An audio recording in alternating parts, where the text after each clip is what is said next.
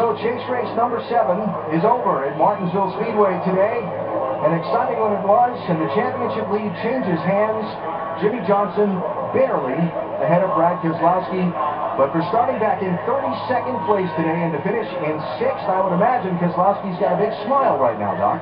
He had a huge smile when he climbed out of the car, and if you were to win this championship this year, this miracle in Martinsville might be the reason why. 32nd to 6th. What does this run mean to you and this team? It just means you can't count this team out. This team has a tremendous amount of heart, and I'm just proud of them. I know this championship's going to come down to Homestead. You just got to be in position to where you've got a shot at it, and we're doing the things it's going to take to be in contention at Homestead. So we got Texas coming up, very similar to Chicago, and I'm sure it's going to be a duel with the 48 there. So we'll keep fighting a good fight, and just really, really proud of today. It's been really touch. What a job for Brad Keselowski. 2 points, and now the championship goes to Texas. Alec? All right, Doc. Terrific effort today by the 2 team. Terrific effort today, and the championship lead now for Jimmie Johnson. He back twice from the back of the pack after pit road speeding problems, and then had something go wrong with his car, and he wound up 33rd. So many high expectations today for Denny. Denny, overall, describe today. You know, it ended in disappointment, but you know, we overcame, you know, the pit road penalties and things like that, and just had a great car. I just, you know, when these things happen, you just got to suck it up and move on. There's nothing I can do about it, and so it's, you know, one of these days it's going to be our time. It's just not going to be right now. What do you think the issue was with the timing lines in pit road? Because you seem pretty confident that you were doing the right things. Well, I was doing what the crew chief said. I don't know if that's the right thing as far as NASCAR is concerned, but you know, they assured me that there was no way to speed on entry with the timing lines, and so I think that there was a little bit of an underestimation of how quick these cars can launch when you do take off, and so I think that there was something more to that than what we thought, and so, you know, nothing we couldn't overcome. We still drove our tails right back up to the front twice, and passed the 48 car about 3 times, 4 times, and it's just sucks that it got to end this way, but you know, we just got to suck it up and move on. At one of his best tracks, a disappointing day. Mike? Not a disappointing day for Kasey Kahne, on the other hand. A very strong top 3 effort this afternoon, but it wasn't that easy. You guys had to work on that race car throughout the day. What was it like? Yeah, we had to battle pretty hard, but luckily all the Hendrick Motorsports cars were really good today, and congrats to the 48 team. Those guys did a great job, and we were right there. We just, man, I think my window to racing is really small at this track. I make it hard on Kenny Francis and the guys, but Jimmie Johnson's window's like this big, and mine's like, it's just hard. Like, I'll be loose, and then the next run I'll be tight, and it's just so hard to find that fine line. But we ended up third. It was my best run in a long time here, and felt pretty good all day. Well, Doc, I think that gap's probably a lot shorter than Kasey Kahne's given himself credit for. A top 3 performance this afternoon. And what about Clint Bowyer? He gets a top 5. But Clint, I think, as Alan Vestick said, it's Martinsville, so bumpers and doors are in play. You used all the parts today. You're bouncing off the 24 and the 48. Tell us about your day. Well, the 24 at the end, I mean, I didn't want to. I was door to door with him, and he just turned left to block me, and I was already there. I mean, I hit the brakes and wheel hop. You know, I hit him so hard to try to stay off of him, but it was just it was a bad deal right there. I mean, you can see. I mean, I was there, and he just kept turning left on me. I was like, hey, you better not do that. But it is what it is. I mean, it was a good day for us, man. I thought we had a car capable of winning. As soon as I got cool, I got a little bit tight. But we lost track position when they beat us out of the pits there, and I never could regain it. All right, Clint Bowyer, 26 points back, AB in 3rd spot. He said it is doable. They can win this championship. Well, 3 races to go, Doc, with that gap to make up for Clint Bowyer. And we look ahead now, those final 3 races at Texas Motor Speedway next weekend, then on to Phoenix and Homestead Miami Speedway. Hope you'll join us at the track at NASCAR.com/tickets, or the number at the bottom of the screen. After the way last year's chase played out, how could you ask for more with 2 drivers essentially tying in points and the tiebreaker for most wins coming to play at the end of the night in Homestead? We got 2 guys separated by basically 2 positions on the racetrack with 3 races to go, and my overriding thoughts on the day are the performances of those top 2 in the championship, Brad Keselowski and Jimmie Johnson. Yeah, I think both came in here with the expectations of what they needed to do, and I believe both of them left very satisfied with what they did. We heard both of them talk about what they expected Jimmie Johnson, we do expect greatness and excellence here. They did that today, but I think Brad Keselowski is the performer today. Stay out of the trouble that he did and get himself in position. Yeah, I talked to Paul Wolf, crew chief, before the race. He said if they finish in the top 10 and leave here and within 10 points of Jimmie Johnson, they feel like they are still solidly in this, or they've done better than that. I think it was a turning point for them. I think this is going to be a defining moment if they do win the chase. It's going to be tough, though. Jimmie Johnson is going to be a hard guy to beat down the stretch. Brad alluded to Chicagoland, the opening race in the chase. Remember, that's where they went head-to-head for the win, with Keselowski just edging Jimmie coming off the pit lane on that last stop.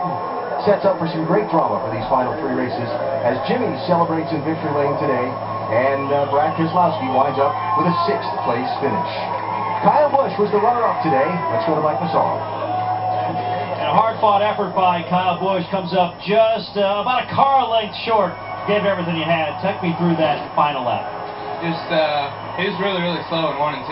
Should have done it there, but he protected himself and got me backed up enough where it gave him enough room on turn 2 and through 3 and 4. So, just really, really disappointing, you know, for us. We had an angel riding with us today, Rain Angelelli. Just wanted to say hi to his grandmother and his father back home. And he's a kid who had a lot of liver and kidney issues, and he was looking for some help, and Samantha and I brought him under our wing, and he worked at KVM for a while. We had some fun and had some relationship there, and he passed away this week. So thoughts and prayers go to him and his family. Obviously racing with a heavy heart, but you made his family proud. Congratulations on a great run today. Yeah, it was a good run. M&M's guys did great, and that's all we had. Kyle Busch brings it home 2nd here in Martinsville. Eric Almirola ties a career best finish with a 4th place run here. What's it mean to you to take that famous 43 back to the front of the field where Richard Petty was so good in all the years at Martinsville? It means a lot, especially at the way our day started. We were so bad at the beginning. So Todd Parrott and all these guys on this Gwaltney team got our Ford Fusion fixed up there at the end of the race, and just got it really good. I mean, we were terrible at the beginning, and all these guys never gave up, kept fighting and making every change we could possibly make to get our car better. And then Todd Parrott made the call to get 2 tires, and that was the difference. Got us in track position, and we got up there and raced with them. So just proud of all these guys on this Gwaltney team. It was a great rebound from last week at Kansas. And a big smile from the King, Richard Petty, who came by and gave him a big hug for that top 5 finish. Nicole? Thanks, Jack. It's certainly been an interesting day in Martinsville. Our aerial coverage today is provided by Goodyear. From pit lane to victory lane, every NASCAR driver counts on Goodyear tires. Goodyear, the official tire of NASCAR. Coming into the day, we had said we thought Brad Keselowski would not leave this track as the points leader. You all thought it would be Jimmie Johnson, but I would like to go out on a limb and say no one thought Denny Hamlin would leave the day. No longer a factor in this championship. We thought that Denny Hamlin, as a matter of fact, I thought Denny Hamlin would make up a little room if he and Jimmie Johnson would separate themselves from the rest of the field, including Brad Keselowski a little bit. But boy, a catastrophic day as far as Denny Hamlin, that race team is concerned, as far as winning a championship. I think they may have just taken themselves out of a championship. Well, Brad, you know, we've talked about this a lot. The drivers at Joe Gibbs Racing are fantastic drivers. They're doing a great job, but for whatever reason, when they get in this chase, they keep having mechanical problems or making mistakes. I remember way back when Kyle Busch's sway bar fell off the car. Yeah, and now we have an electrical problem here. A lot of issues happening with that team. They got the speed. And again, the drivers are doing a good job, right? Yeah, they are, but we are surprised that the Joe Gibbs organization has had these issues in the chase. We've seen it before with engine failures and sway bar issue and fuel. And this year with the tire pressure and pit road mistakes. And Denny Hamlin is doing a championship job. The coach has got to get in there and figure out what's going on. Jeff Gordon tried to have a championship run for himself today. He finished 7th, Dave. After leading 92 laps, Nicole. Jeff, those final laps with Clint Bowyer, typical Martinsville or something else? Yeah, we were on the outside, and I mean, we were sitting ducks on the outside, so I was just trying to get down, and I felt like I got down in front of him, but maybe I didn't. I don't know. I haven't seen the video, but pretty typical Martinsville and Clint Bowyer in the 24 car here. I mean, it's not the first time. I like Clint a lot. We race really hard together, and we were just racing hard right there. What does it mean for your team to have a great run today? Because the car was stout. Yeah, it was really, really strong, especially the first half, and that meant a lot, to me and this team, and to our sponsors, Pepsi Max and Drive-In Hunger and DuPont, and Quaker Say, everybody that makes such a great effort. And this team made an amazing effort. The pit stops were great. The car was dialed in. We lost, I don't know, I think we wore the left rear tire out or something on that real long run, and it started getting extremely loose. And we made a nice comeback from there, and the last thing we wanted was to be on the outside in those last 2 restarts, and we were, and they cost us. Track position and that left rear tire. We talked about it earlier today, guys. We just heard earlier from Kyle Busch and Eric Almirola as well, 2 non-chase drivers not in the top 10, excuse me, but also point out Brian Vickers in 8th, and Bobby Labonte, Brad, your driver, with the best finish of the year for that 4017. Yeah, Bobby did a great job, and Bobby Hutchins, who's come over this year to help us, has done some great things over the past several weeks. Very excited, but we got to build on that. Got to get better. Can't imagine what you could do if you had an owner. That's exactly right. You had to go there. You had to stir the pot again. We know that. Nicole, I'll tell you, another driver I've been looking at throughout the race I thought was very impressive was Clint Bowyer. He looked so good out there, led a lot of laps, 150 laps led today. Strong day. He's probably disappointed with that 5th place finish because he really had a better car than that. Let's look ahead to Texas because that is what's next on the schedule. As Brad Keselowski mentioned earlier, it is very similar to what we saw earlier this year in Chicago. What are you expecting? You know what's good about this chase? We had a great battle last year between 2 guys. Forks or no forks, we got a great battle this year between 4 guys left. Yeah. You know, these guys have all got wins at Texas. Yeah.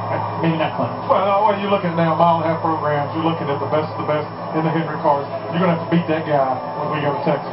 And talking about Texas, that is a super fast mile-and-a-half racetrack, extreme speeds there, and it's not like the rest of the mile-and-a-halves. It's not like Kansas City we just came from, or like Charlotte. It's its own style racetrack, so it's going to be quick. Top 2 drivers in points separated by 2 points. If you are Brad Keselowski, what do you take from today? Oh, he won. I mean, the 48 car needed it. He won. Obviously, the 2 car, they just couldn't screw up. They had to survive. And that good run, they had only 2 points behind. Hey, they need to consider that a great run for them today after where they qualified 32nd. They made it all the way up to 6th. Cool. 3 to go. We'll see you next weekend from Texas. It's the NASCAR Nationwide Series, Saturday night on ESPN. Of course, we're back Sunday with the Cup Series race from Texas. It's Sports Center coming up next with more coverage from right here in Martinsville. Show me a busted up race car and I'll show you a winner. The machine may start clean enough, but by the end of the day, you gotta get a little dirty. Because at Martinsville, the quarters are tight. And with 4 races left in the chase, you gotta work a little overtime. So roll up those sleeves and get ready to run close and get dirty. Win